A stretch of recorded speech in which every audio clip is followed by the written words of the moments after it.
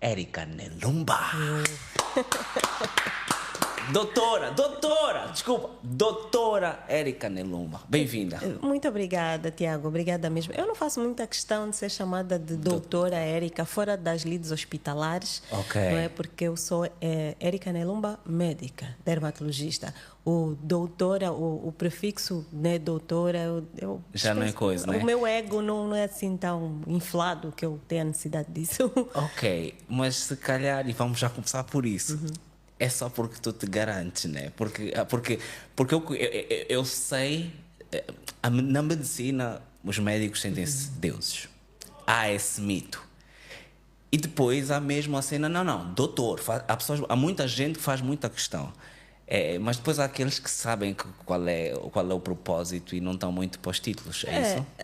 Eu não recrimino também, eu não Ok. recrimino, porque quem passou pela faculdade de medicina sabe o suor, que é mesmo suado. Ok. E para algumas pessoas tem aquela questão da vocação, do dom, e aquelas pessoas que o fizeram por uma questão também de status, de ascensão social e Ok. tudo mais. E então, às vezes, é tão suado, como eu disse, que nós fazemos questão de realmente qualquer pessoa com a qual nos encontremos. E não só médicos, né? Diga-se de passagem. Os advogados também têm ali uma coisa toda do ilustre, do doutor fulano. Exato, mas a mim faz-me confusão. Eu era estudante na faculdade de Direito e por alguma razão ia fazer uma apresentação assim, vestia um coche mais sério e por causa disso o Madié que arrumava os carros me chamou doutor e eu disse assim, só por causa da roupa. Não, então naquele dia eu disse, não, para mim doutor é quem salva vidas, porque senão depois tem juiz é juiz, advogado é advogado, mas doutor na minha cabeça, né? O doutor é quem salva vidas, estás a ver? Sabes que hoje em dia há uma controvérsia muito grande na internet, principalmente nas redes sociais, que dizem doutor é apenas quem fez doutorado. Doutoramento, né? Também doutorado, isso. doutoramento. Eu tenho um pouco da linguística brasileira, porque eu estudei lá há algum tempo. É doutorado. Então, é doutorado. Ok. E então só quem tem o direito de ser chamado doutor é esse. Mas, historicamente, doutores são médicos e advogados. Não é? Depois, nas outras profissões, realmente tem essa questão, mas por direito, digamos assim, histórico, nós título, somos mesmo doutores. Porque agora que eu falava nisso e dizia, para mim, doutor é só quem salva vidas, mas se um gajo estiver no corredor da no morte. corredor da morte, né?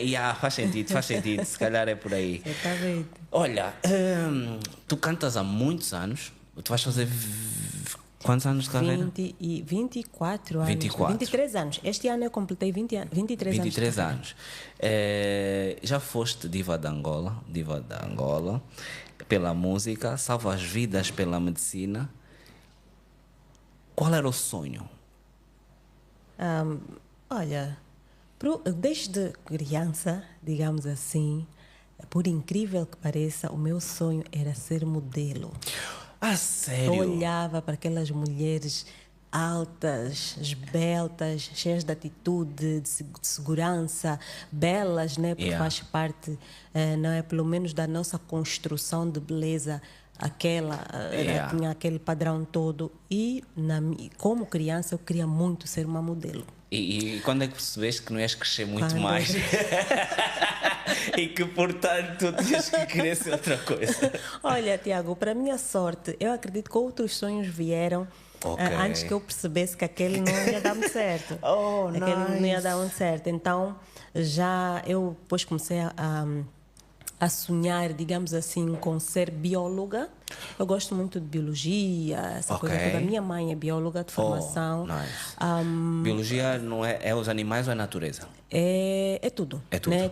E a minha mãe é bióloga marinha. Marinha, uou, ainda é mais específico. Exato, bióloga marinha. E então eu queria muito, eu sempre gostei muito para biologia, então para mim era uma coisa que era como se eu já tivesse nascido sabendo. E eu queria ser. Depois, foram surgindo assim algumas coisas. Não tinhas medo de animais? De tipo lagartixas, essas coisas? Eu tenho medo. Tens? Mas querias? Ok, só para saber. Tenho, sim. E então, depois, eu lembro-me que foi mais ou menos aí os meus 10, 11 anos, quando eu ouvia as músicas e sentia aquela paixão, tu sentes uma coisa diferente. Ok. Quando tu tens amor pela música, pela arte, aquilo toca-te De outra forma. de outra forma. Ok. E então aquilo começou a tocar-me. E assim a vir, a nascer, a crescer aquele gosto. Mas eu não tinha consciência de que eu sabia cantar, de que eu cantava, eu servia, né, para ser cantora, porque tinha um timbre vocal muito bonito. Ok, porque tinha tu não tinhas controle. noção de nada. Não tinha. Foi aí só quando eu entrei para o ensino médio e tinha aulas de música. O professor de música era o professor José Maria Boiote. E ele uma vez pediu à turma toda, né, para irmos cantando e tudo mais, ouviu-me cantar e disse: canta de novo, agora faz isso, agora faz aquilo. Tu tens muito boa voz para cantar. E eu fiquei já adolescente, tipo, Claro 15 anos, eu me sentia já a própria diva do Yeah. colégio. E muitas vezes, assim, quando estivéssemos na sala de aulas, tivesse aquele silêncio, todo mundo, Começavas a cada um cantar. na sua, eu começava a cantar e as pessoas perguntavam: qual é o rádio que está ligado? Oh. Onde é que tem o rádio ligado aqui, sério? E eram músicas tipo Celine, Whitney Houston, Vamos que tens que atingir tons, mesmo coisa, né? Ah, é? Exatamente. Che, Exatamente. atrevida. E muito, muito, muito. Mas era um atrevimento inocente, digamos assim, porque eu não dizia: eu sei cantar, eu sou a cantora de. Yeah. Não, era uma coisa que eu gostava mesmo de fazer, que tocava-me o coração. E quando eu ouvisse aquelas músicas e ouvia aquelas mulheres atingirem aquelas notas super agudas, a fazerem aquelas técnicas todas vocais, melismas e tudo mais, e eu quando me apercebi que conseguia fazer, eu queria fazer toda hora. Ok, Estou na escola, eu queria fazer. Estou em casa, eu queria fazer. Estou na casa de banho, a casa de banho Ficaste tem aquele... insuportável, né? Nossa Ficaste Senhora. O meu insuportável, pai, né? muitas vezes, ele dizia: chega! Já chega!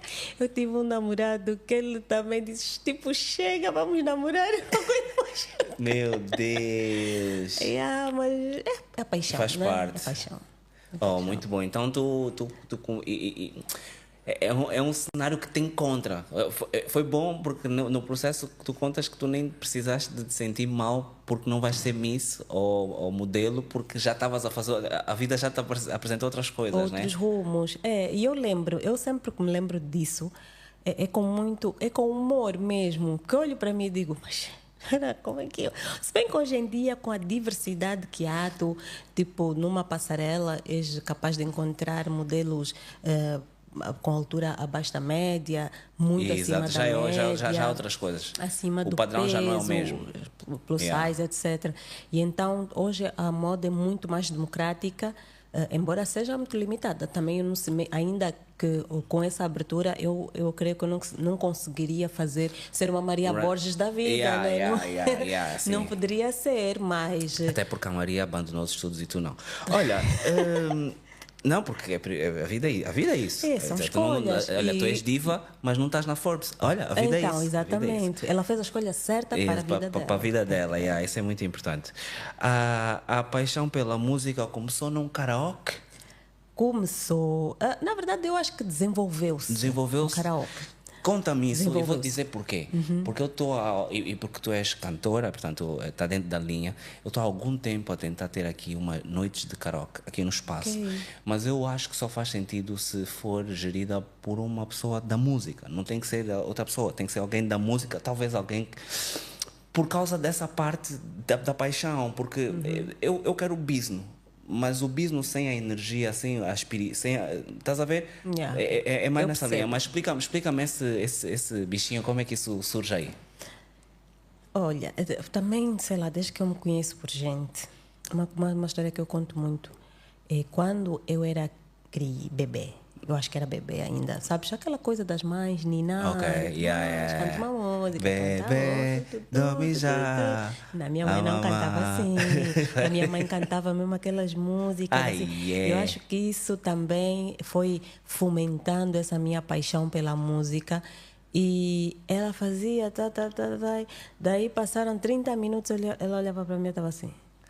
Oh, à espera que cantasse mais, queres ver? Tá bem. Aí ela tá bem, pronto. Mas ela pensava, não, essa miúda agora já dormiu, eu estava. Nada. Mamãe, canta mais uma. Ah, E sério? eu já meio que ia percebendo isso. Depois, vamos cortar agora para quando eu entrei para a faculdade. Aqui na cidade de Luanda não havia muito entretenimento fora essas coisas. Depois já foi aquele boom das pizzarias começarem a abrir, dos karaokes e tudo mais. E isso coincidiu com a altura em que eu tinha mais liberdade para sair com os meus amigos, os nossos programas de faculdade, etc. E acabou sendo assim, como juntou, na verdade, para mim, juntou a fome com a vontade de comer. Né? Porque eu ia sair, era para estar com os meus amigos, mas nada melhor do que estar ali e cantar. Ainda aproveitava dar o meu show e tudo mais. Mas também não era algo que eu dizia que vou cantar. E aí as coisas, na verdade, foram acontecendo, do ponto de vista da música, para mim. Ok. Quando eu penso no business do karaoke, eu penso no business tipo concurso. Achas que faz sentido? Super. Faz sentido, super. Né? Inclusive, na minha sequência, né, de karaokes, eu acabei gravando porque eu participei num concurso.